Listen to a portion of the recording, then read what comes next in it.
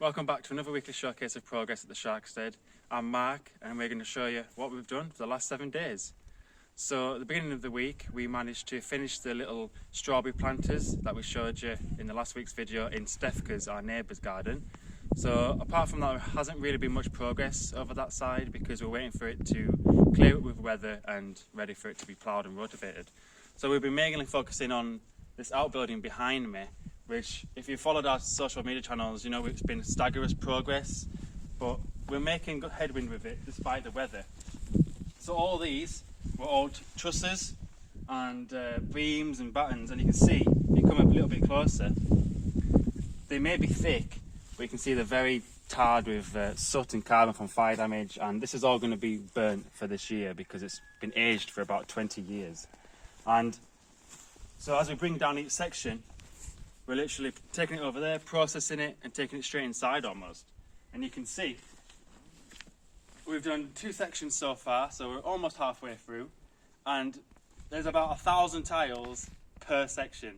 So the next kind of progress that we're trying to aim for is to get the tractor and tidy as we go. So all the broken ones that we can't reuse, we're going to either use as hardcore for different areas of the garden for future developments, or just take down to the tip, or my dad might use them. So we're keeping what we can, which is pretty good so far. Maybe 80% of them are still worthwhile keeping.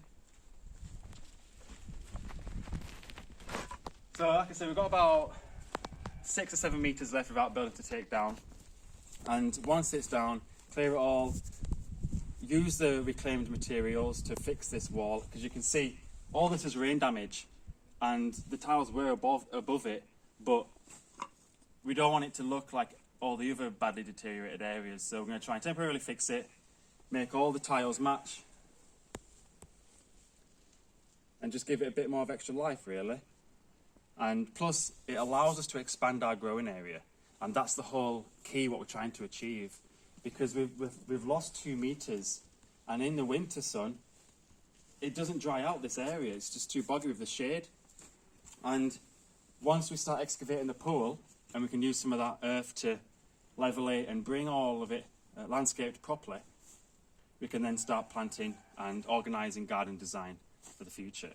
So that pretty much sums up what we've been doing this week. I've personally been out top of the village doing some other work, but still managed to smash out loads of progress on our own property. So make sure you follow us to see how we get on next week. Hit that notification bell, and if you think we can do anything better or methods to suggest to repair the wall, let us know in the comment section below. Thanks very much for watching, and I'll see you next week. Goodbye.